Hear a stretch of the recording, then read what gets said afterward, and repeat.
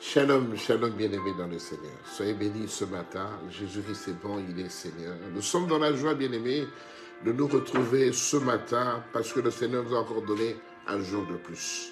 Voilà pourquoi nous voulons lui dire merci, prier avant de commencer cette réunion ce matin.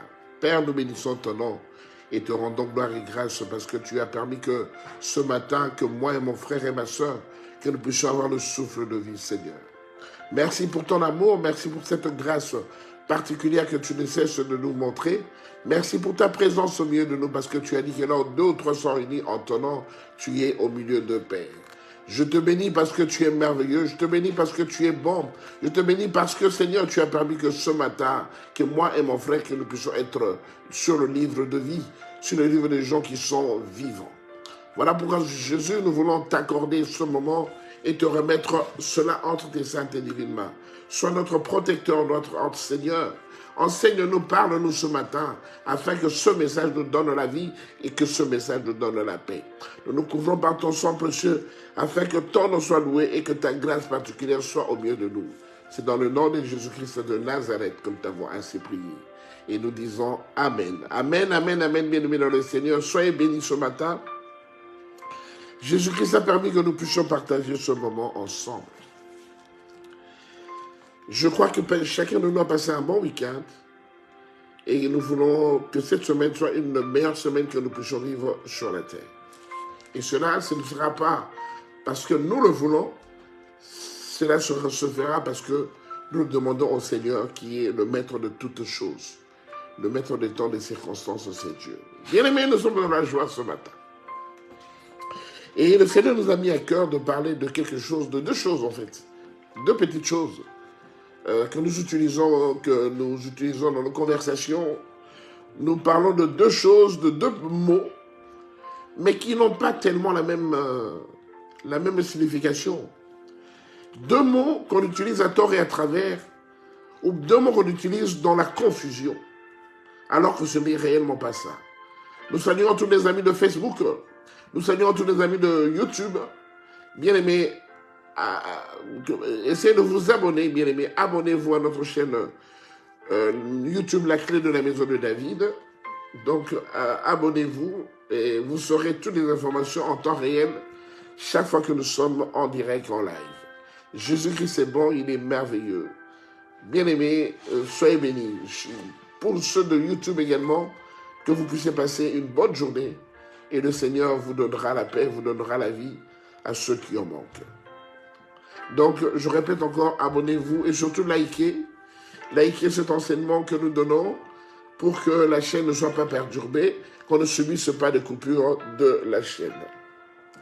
Donc, je disais qu'en fait, il y a beaucoup de confusion auprès des enfants de Dieu qui confondent 2 mots qu'ils utilisent assez régulièrement. Les 2 mots sont la vérité d'une part et la réalité de l'autre part. Donc, vérité et réalité, c'est 2 mots complètement différents. Mais on les utilise à tort et à travers, et on les utilise en les confondant.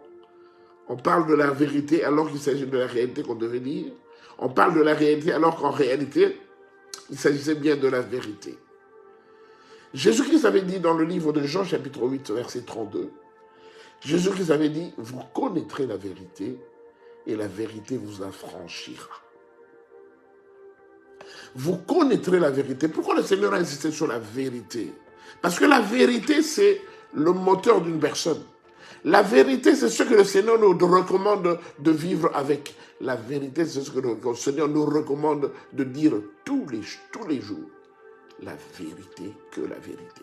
C'est pourquoi le Seigneur, chaque fois qu'il parlait à ses disciples, chaque fois qu'il parlait en parabole, chaque fois qu'il voulait leur dire quelque chose, il disait souvent en vérité et en vérité, je vous le dis. Parce qu'il ne parlait que de la vérité. Vous savez bien, mais aujourd'hui, facilement, on rencontre des choses, mais qui ne sont pas vraies.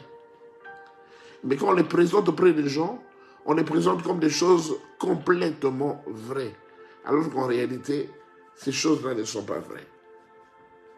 Pourquoi? Parce que sans la vérité, tu n'auras pas accès au livre de vie. Sans la vérité, tu ne seras pas repris, tu ne seras pas pris par le Seigneur quand il viendra, le jour où il viendra pour les noces de l'agneau. Sans la vérité, tu n'évolueras pas. Même dans ton foyer, même dans tes entreprises, ou même dans tout ce que tu entreprends, tu n'évolueras pas. Parce que quelque part, tu vis pas dans la vérité. Mais peut-être que tu vis dans la réalité. Hein? Tu vis dans la réalité comme tout le monde. Vous savez, Isaac, quand on dit le Dieu d'Abraham, d'Isaac et de Jacob, Isaac, c'était le fils d'Abraham.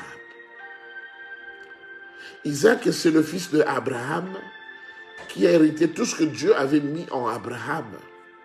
Et Isaac, ensuite, il a eu un enfant, Jacob, dont cet enfant a hérité de tout ce que Dieu avait mis en Isaac. Mais tout cela, c'était une alliance entre Dieu le Père et toutes ces créatures sur qui il avait mis son mot, sur qui il avait mis sa destinée, sa descendance.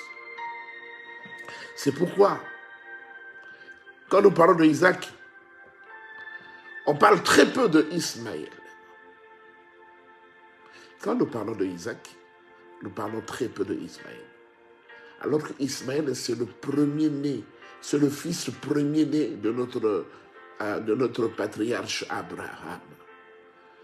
Ismaël était son premier fils. Mais il n'était pas le fils que le Seigneur lui avait promis de lui donner. Donc, c'était le fils dont Dieu a permis que Ismaël naisse. Mais donc, c'est la réalité permissive de Dieu, mais pas la réalité parfaite de Dieu. Parce que la réalité parfaite de Dieu, c'était que Dieu lui avait dit que je te donnerais beaucoup d'enfants. Et le premier enfant que j'allais te donner, il s'appelait Isaac. Il ne s'appelait pas Ismaël. Mais en réalité, Ismaël, c'est le premier fils d'Abraham. Mais l'héritage que Dieu a donné, la bénédiction que Dieu a donnée aux deux fils, c'était beaucoup plus auprès de Isaac qu'auprès de Ismaël. Ismaël également, certes, est également béni. Avait été également béni. Mais la bénédiction dont parlait Dieu, qu'il allait donner à toute sa descendance, à la descendance d'Isaac, c'était à la descendance à la descendance d'Isaac, qui est le fils d'Abraham. Cette bénédiction, ça venait de Dieu. Donc, bien aimé, alors qu'en réalité, Ismaël aussi devait bénéficier d'une part de cela. Mais Dieu a déversé le tout sur Isaac. Parce que c'est l'enfant de la promesse. Quand Dieu avait promis à Abraham, il parlait de Isaac. Il ne parlait pas d'Ismaël. Mais en réalité, Ismaël, c'est le grand frère d'Isaac. Excusez-moi. Ismaël, c'est le grand frère d'Isaac. Mais on parle très peu de lui. Quand nous regardons l'histoire de l'enfant prodige, celui qui s'était rébellé, qui avait pris sa part d'héritage, qui est parti et qui a dilapidé tout ce qu'il avait auprès des femmes prostituées, il a tout dépensé, il a vécu à 200 à l'heure dans sa vie, il n'avait plus rien.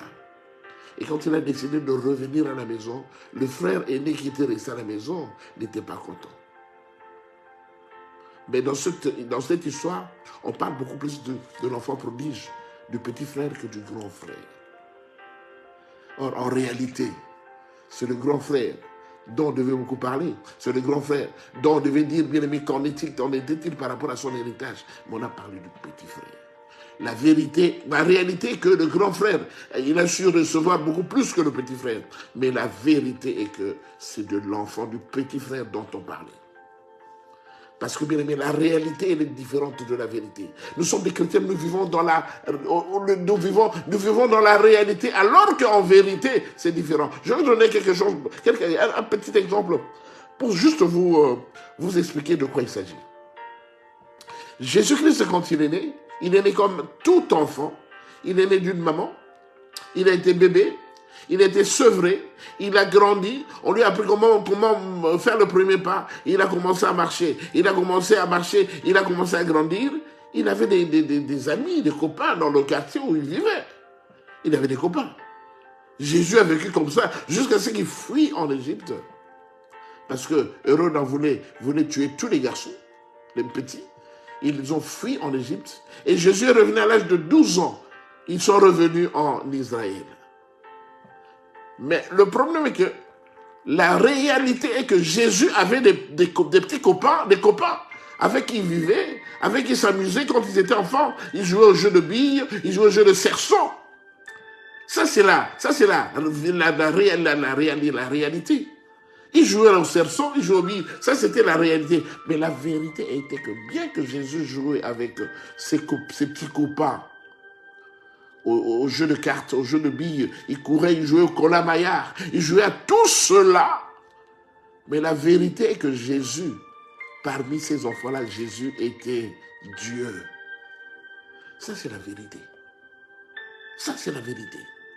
Il était là, dans la synagogue. Il lisait le parchemin. Il lisait l'évangile de la journée. C'est ainsi que, quand vous lisez dans le livre d'Ésaïe, chapitre 63, le verset 1, la Bible dit, « L'Esprit du Seigneur est sur moi et il m'a oint afin de libérer les captifs, de proclamer une année de gloire pour les opprimés. » Quand il le disait, et quand il a terminé, il a fermé le parchemin, il a dit, aujourd'hui, cette parole de l'évangile s'est accomplie. Bien aimé, les gens ne le prenaient pas au sérieux, parce qu'il n'avait que 12 ans. Un petit de 12 ans qui dit qu'aujourd'hui, cette parole s'est accomplie dans ma vie. Et il a dit que l'Esprit du Seigneur est sur moi. Bien aimé, Jésus, il ne disait que la vérité. Mais comme il avait 12 ans, 14 ans, les gens ne pouvaient pas croire au fait que Jésus disait la vérité. Il dit, mais regarde-moi ce petit qui raconte n'importe quoi. Bien aimé, la vérité, elle est différente de la réalité. Vous voyez, certes, Jésus, un petit enfant de 12 ans, mais en vérité, Jésus était Dieu. Jésus était Dieu. Alors, j'aimerais te dire ce matin, tu confonds beaucoup la réalité et la vérité. La réalité que nous vivons actuellement dans ce monde, où il y a beaucoup de problèmes, où il y a beaucoup de difficultés. Toi qui vis en Afrique, tu vis peut-être dans des difficultés, tu entends tout le temps les coups de feu, les coups de canon, parce que tu vis dans un pays où il y a la guerre. Ça, c'est la vérité. Mais ça, c'est la réalité. Mais en vérité, il y a la guerre. Pourquoi? Parce qu'il y a des choses. Il y a des choses qu'on ne vous dit pas, qu'on ne vous explique pas, qui sont à l'œuvre. Et c'est à cause de cela que la guerre est là. La guerre n'est qu'un paravent. La guerre n'est qu'une, en fait, une vision que vous avez de la situation du pays. Ça, c'est la réalité. Mais en vérité, il y a des choses qui sont cachées en dessous de cette guerre que vous voyez, parce qu'il y a des gens qui combattent, parce qu'ils recherchent certaines choses que vous ne voyez pas. Vous mourrez innocemment parce qu'en fait, vous ne comprenez pas de quoi il s'agit. La vérité est toujours différente de la réalité. Tu vas voir un homme qui se présente bien, qui s'habille bien, qui va tout le temps en voyage, qui revient, qui rentre, qui revient, qui rentre. Ça, c'est la réalité. Vous voyez que la personne est bien apparente. Elle paraît toujours bien. Mais la vérité est que cette personne, peut-être tous les jours à 3 heures du matin, il doit se réveiller pour faire des rituels sataniques avec des esprits sataniques. Ça, c'est la vérité. Mais la réalité est que la personne est toujours de bonne allure, se présente toujours bien, parle bien, s'habille bien et voyage tout le temps. Ça, c'est la réalité. Mais en vérité, il vit autre chose. Vous savez bien aimé, n'enviez personne. Dans la vie, n'enviez personne. Parce que c'est Dieu qui veille sur vous. C'est Dieu qui est à la base de votre vie. N'enviez personne parce que la réalité, ce que vous voyez, elle est différente de la vérité. Vous connaîtrez la vérité et la vérité vous affranchira. Si tu connais la vérité, mon frère, ma soeur, tu seras libre. Mais si tu ne connais pas la vérité, tu vis toujours dans la réalité, tu seras surpris le jour où le Seigneur viendra pour récupérer son Église. Il est écrit dans le livre de Romains, chapitre 12, verset 2. La Bible dit, ne vous confrontez pas aux apparences. Ne vous confrontez pas aux apparences. Parce que la réalité, elle est différente de la vérité. Ne vous conformez pas au siècle présent, mais soyez transformés par le renouvellement de l'intelligence, afin que vous discerniez quelle est la volonté de Dieu, ce qui est bon, agréable et parfait. Ne vous conformez pas au siècle présent. Bien aimé, dans le siècle présent, nous voyons beaucoup de choses. Dans le siècle présent, nous voyons des gens évoluer, émerger. De nulle part, quelqu'un qui émerge. Ça, c'est la réalité. Mais en vérité, pour que cette personne émerge, il a eu des accords, des alliances avec des puissances maléfiques et qui l'ont propulsé à ce niveau. Vous voyez quelqu'un qui apparaît toujours bien, qui parle bien, qui excelle dans tout ce qu'il entreprend, qui se présente et tout le monde s'approche de lui parce qu'en fait, c'est une rareté qui se présente devant vous. Mais en vérité, cette personne, pour qu'elle soit comme ça, cette personne a dû faire des concessions, mais cela n'apparaît pas visiblement parce que cette personne a fait des concessions. La vérité est différente de la réalité. Alors, à partir de ce matin, à partir d'aujourd'hui, le Seigneur m'a recommandé de dire ceci. Mon frère, ma soeur, tu es déjà plusieurs années, tu vis déjà plusieurs années, tu vis déjà plusieurs années dans le Seigneur. Tu connais la parole de Dieu. Tu es assidu à la parole de Dieu. Tu suis le Seigneur depuis un bon moment. Le Seigneur te dit, quitte la réalité. Recherche la vérité. Ça ne sert à rien de se conformer à quelque chose, à une idéologie que tu n'arrives pas à satisfaire. Parce que tu vis dans la réalité. Ne vivez plus dans la réalité. Vivez dans la vérité. La vérité, c'est quand tu dis à ta femme, chérie, ce matin, j'étais à mon entreprise, à mon travail, et une collègue est passée, il m'a posé une question, j'étais vite séduit, je ne comprends pas comment c'est arrivé, mais j'ai vraiment été séduit par cette collègue, et ça m'a dérangé toute la journée. Ça, c'est la vérité que tu dis à ta femme, mais tu ne lui dis pas ça. Bien aimé, la réalité n'est pas égale à la vérité. Je peux apparaître bien portant. Je peux apparaître bien portant. Tandis qu'en vérité, ça c'est la réalité. Vous me voyez. Mais peut-être qu'en dedans de moi, il y a quelque chose qui me dérange. Au niveau corporel, au niveau spirituel, au niveau, je sais pas, de mon travail, j'ai des soucis dans mon corps, tout ça. Ça c'est la vérité. Mais on a tendance à cacher la vérité et à présenter seulement la réalité. Alors qu'en réalité, on devait présenter la vérité qui est cachée. Et la réalité qui est palpable. Parce que la vérité, elle est souvent cachée. Il faut essayer de la découvrir. Tandis que la réalité, c'est ce qui est apparent. C'est ce que nous voyons. C'est ce qui se présente devant nous, devant nos yeux charnels. Alors que la vérité, c'est ce qui se présente au niveau de nos yeux spirituels. Combien de fois quand tu pries, tu fermes les yeux, tu pries, tu vois des choses. Combien de fois tu pries? Quand tu pries, le Saint-Esprit t'ouvre les yeux spirituels afin de voir la vérité. La vérité. Donc bien aimé, avant de terminer cet enseignement ce matin, continuez à liker s'il vous plaît, continuez à vous abonner à notre chaîne YouTube. Sache que la vérité, c'est celle que le Seigneur te recommande et c'est avec cette vérité-là que le Seigneur te comptera parmi ceux qui viendra prendre quand il viendra chercher son Église. Quitte la réalité du monde. La réalité, elle est mensongère. Quitte la réalité du monde. Parce que la vérité, c'est la seule chose qui soit en connexion avec le Seigneur. La vérité, c'est la seule chose, c'est le seul élément que le Seigneur nous recommande. Parce que lui, il est la vérité et la vérité, le chemin et la vie. J'aimerais prier ce matin. Parce que nous sommes peut-être perturbés parce qu'on n'arrive pas à voir la vérité. Nous sommes peut-être perturbés ces derniers temps parce que nous n'arrivons pas à connaître la vérité. Nous ne voulons même pas connaître la vérité. Mais combien de choses sont tabous dans certaines familles? Combien de choses de réalité sont tabous? Parce que ton père, ta tante, ton oncle, quand tu leur as posé une question sur un membre de famille, sur une cousine, sur un frère, une sœur, il t'a dit, ne parle plus de cela. Chez nous, on ne parle pas de cela.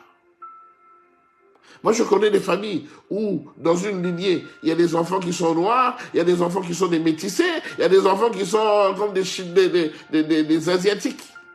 Mais quand tu poses la question, pourquoi mon frère est différent de moi. Pourquoi ma soeur est différente de moi? On dit ça, c'est un don de Dieu. N'en parle pas.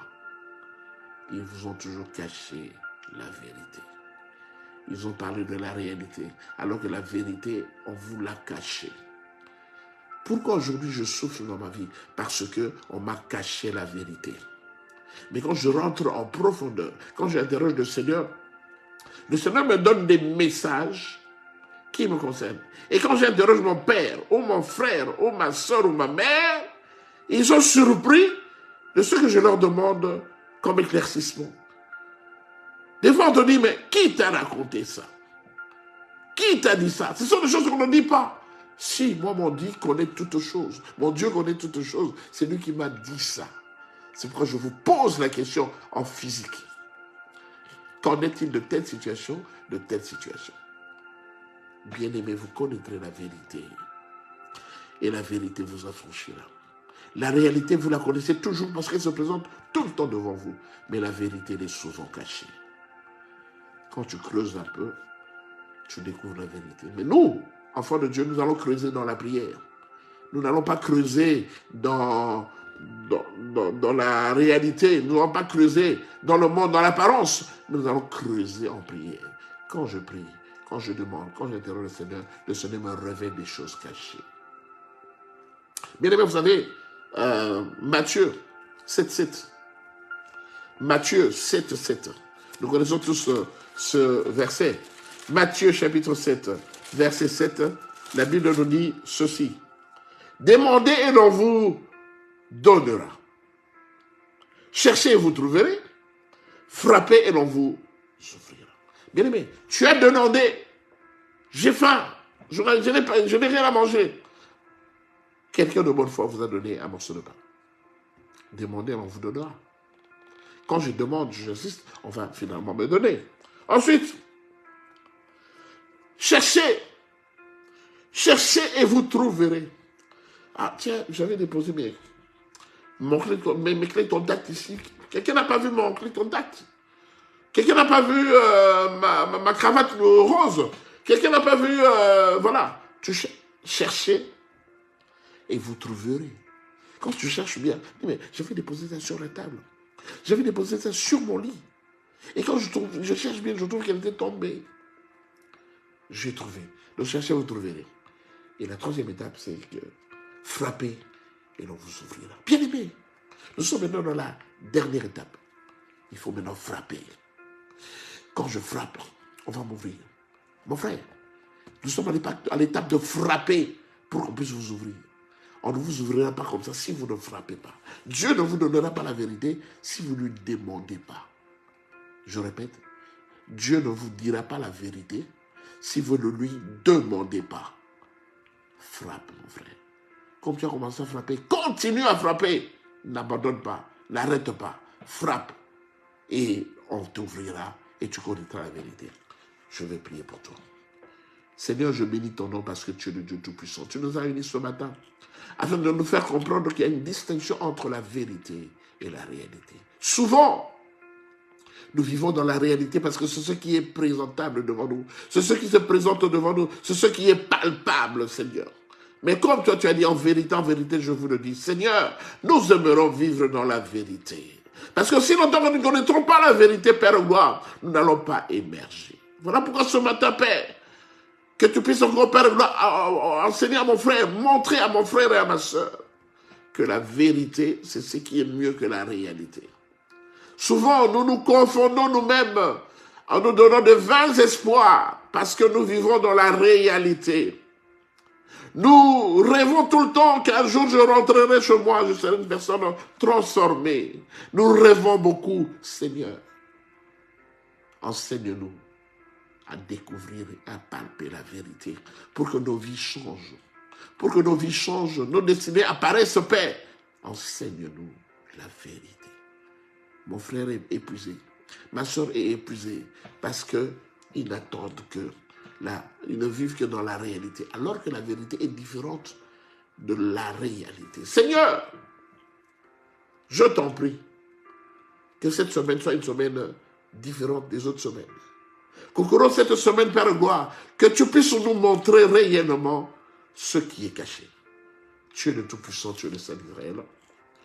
J'abandonne cette semaine ainsi que tous mes bien-aimés, non bien-aimés entre tes mains, Seigneur. Que toi seul puisses prendre leur charge, que toi seul puisses les accompagner et que ta volonté s'accomplisse auprès de tout un chacun de nous, Seigneur. Laisse que ton sang précieux nous couvre cette semaine et que ton esprit soit à l'œuvre en toutes choses, Père. Je te bénis, toi, le Saint d'Israël. Je te bénis, toi, le Seigneur des Seigneurs. Manifeste encore ton amour. Manifeste encore ta grâce auprès de nous. C'est dans le nom de Jésus-Christ de Nazareth que nous t'avons ainsi prié. Et nous disons Amen. Amen, amen, amen, amen. Bien-aimés, soyez bénis. Que cette semaine soit une meilleure semaine auprès de chacun de nous. Que tout ce que tu entreprends puisse aboutir et que surtout que tu découvres la vérité. Découvre la vérité pour que ta vie change. Découvre la vérité pour que tu puisses avoir un meilleur contact, une meilleure connexion avec le Seigneur. Découvre la vérité afin que le Seigneur fasse encore de merveilles auprès de toi. Découvre la vérité. Jacob a combattu le Seigneur. Il a dit que je ne t'abandonnerai pas si tu ne me bénis pas. Parce que Jacob a découvert la vérité qu'il était un escroc.